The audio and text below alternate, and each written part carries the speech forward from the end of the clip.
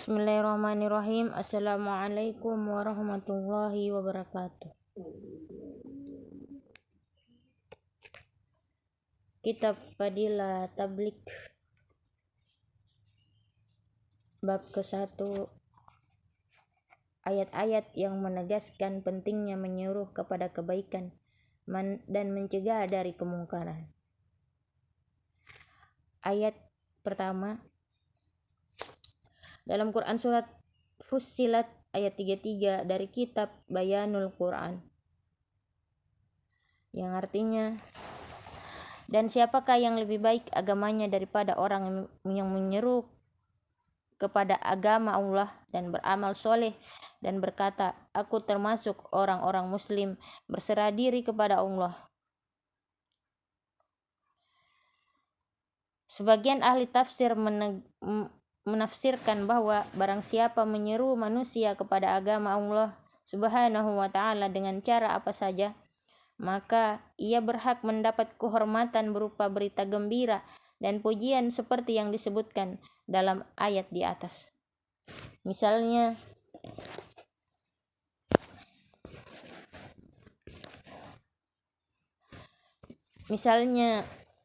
para nabi alaihissalam berdakwah dengan menggunakan mukjizatnya dan lain-lain. Para ulama berdakwah dengan menggunakan dalil dan hujjahnya. Para mujahid berdakwah dengan pedangnya, dan para muadzin berdakwah dengan azannya. Intinya, siapapun yang menyeru kepada kebaikan, ia berhak mendapatkan kehormatan itu, baik mengajak kepada amalan-amalan zahir maupun amalan-amalan batin, sebagaimana para ahli tasawuf yang mengajak kepada mengenal keagungan Allah Subhanahu wa ta'ala. Dari kitab Tafsir Qazin. Wa qala innani minal muslimin. Wa qala innani minal muslimin bermakna bahwa seorang muslim hendaknya bangga dengan keislamannya, dan ia yakin bahwa keislamannya itu merupakan kemuliaan baginya, dan menyatakan keislamannya dengan penuh kebanggaan. Ahli tafsir yang lain menafsirkan bahwa dalam setiap kegiatan dakwah dan tabligh, selayaknya kita tidak menyombongkan diri karena menjadi seorang da'i. Kita seharusnya berendah hati dengan menganggap bahwa kita hanyalah seorang muslim biasa seperti muslim lainnya. Ayat kedua dalam Quran surat Az-Zariyat ayat 55, yang artinya, dan berilah peringatan wahai Muhammad, sesungguhnya peringatan itu bermanfaat bagi orang-orang yang beriman. Ahli tafsir menulis bahwa maksud ayat di atas adalah memberikan nasihat dengan memperdengarkan ayat-ayat Al-Quran yang tentu amat bermanfaat. Adapun manfaat bagi orang mukmin tentunya sudah jelas, sedangkan bagi orang-orang kafir juga bermanfaat. Karena dengan usaha ini, insya Allah mereka dapat menjadi beriman dan akan termasuk di dalam ayat di atas. Namun sayangnya pada zaman ini, jalan berdakwah dan bertabligh dengan cara yang benar dan dengan maksud membuat perbaikan sudah hampir hilang. Umumnya para da'i hanya ingin menunjukkan kepandaian dan kefasihan berbicara supaya para pendengar memujinya, padahal baginda Rasulullah Shallallahu Alaihi Wasallam bersabda, barang siapa belajar seni pidato dan seni mengolah bahasa dengan maksud agar manusia tertarik kepadanya, maka amal ibadahnya baik yang fardu maupun yang sunnah tidak akan diterima pada hari kiamat.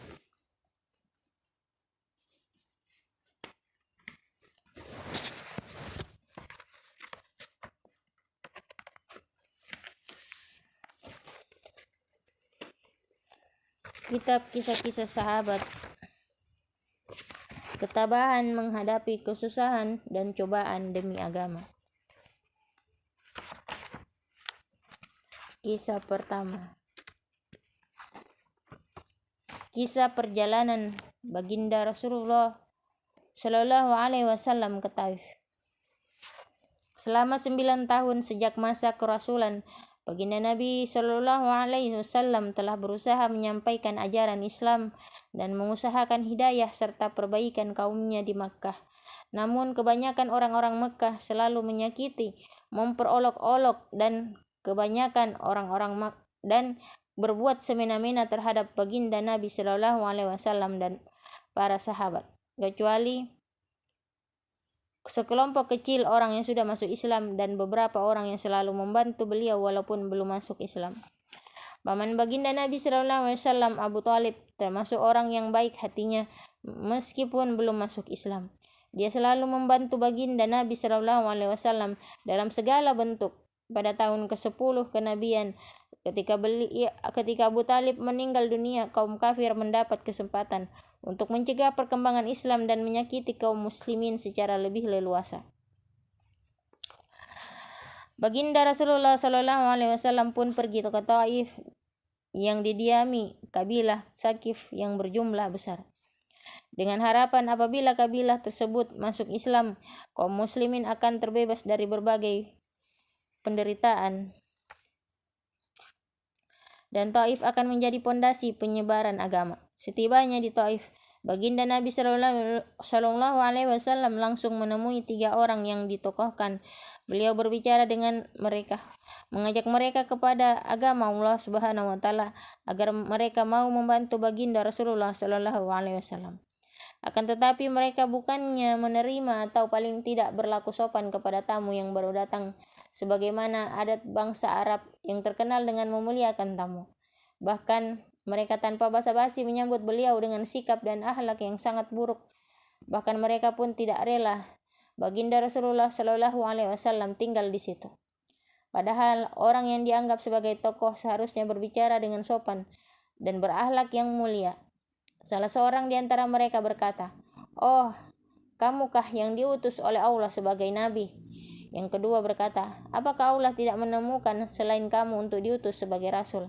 Yang ketiga berkata, "Aku tidak mau bicara dengan kamu, sebab jika kamu memang seorang nabi seperti pengakuanmu, lalu aku menolakmu, tentu aku tidak lepas dari musibah. Jika kamu pembohong, maka aku tidak mau berbicara dengan pembohong." Akan tetapi baginda Nabi Shallallahu Alaihi Wasallam mempunyai hati yang begitu teguh, laksana sebuah batu karang. Beliau tidak berputus asa dan terus berusaha untuk mendekati masyarakat umum, tetapi tidak seorang pun yang mau mendengarkan beliau. Jangankan menerima, bahkan mereka menghardik atau tinggalkan segera kota kami, pergilah kemana kamu suka. Ketika baginda Nabi Shallallahu Alaihi Wasallam sudah tidak dapat mengharapkan mereka dan bersiap-siap untuk kembali, maka mereka menyuruh anak-anak kota Taif membuntuti baginda Nabi Shallallahu Alaihi Wasallam. Mereka lalu mengganggu, mencaci dan melempari baginda Nabi Shallallahu Alaihi Wasallam dengan batu, sehingga kedua sandal beliau berlumuran darah. Dalam keadaan seperti itu, baginda Nabi Shallallahu Alaihi Wasallam meninggalkan Taif. Di tengah perjalanan, tatkala sudah merasa aman dari gangguan anak-anak nakal itu, beliau berdoa kepada Allah Subhanahu wa Ta'ala, "Ya Allah, aku adukan kepadamu lemahnya kekuatanku, habisnya upayaku, dan kehinaanku dalam pandangan manusia. Wahai yang maha penyayang, melebihi kesekalian penyayang, Engkaulah Tuhan orang-orang yang tertindas, dan Engkaulah Tuhanku. Kepada siapakah engkau serahkan diriku? Kepada orang asing yang akan memandangku dengan muka masam, atau kepada musuh yang engkau kuasakan kepadanya segala urusanku? Tiada keberatan bagiku asalkan engkau tidak murka kepadaku.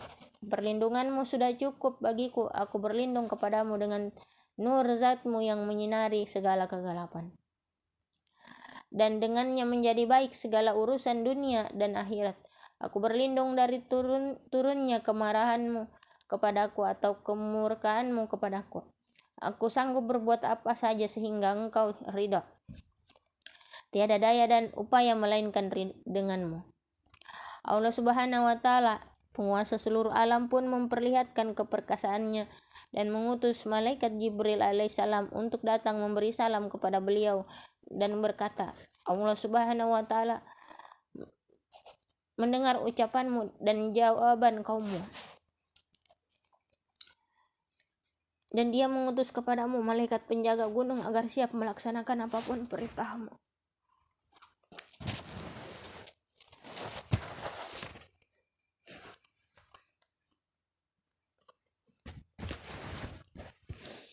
Malaikat penjaga gunung itu pun datang dan memberi salam kepada baginda Nabi SAW. Setelah ia berkata,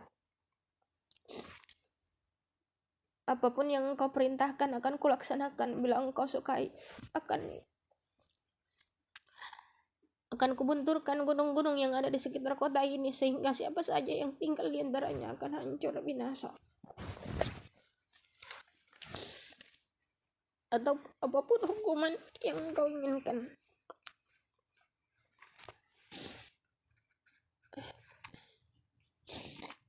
Baginda Rasulullah SAW yang bersifat penyayang dan mulia ini menjawab, aku hanya berharap kepada Allah Subhanahu wa Ta'ala.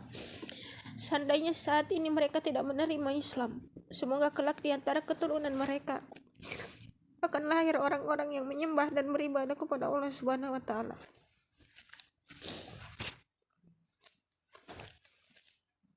Faidah, demikianlah akhlak baginda Nabi SAW yang mulia. Kita mengaku sebagai pengikutnya, namun ketika sedikit kesulitan atau celaan menimpa kita langsung marah, bahkan menuntut balas seumur hidup. Kezaliman dibalas dengan kezaliman sambil kita terus mengaku sebagai umat baginda Nabi SAW. Meskipun mengalami penderitaan dan kesusahan yang berat, baginda Nabi SAW tidak berdoa buruk dan tidak menuntut balas.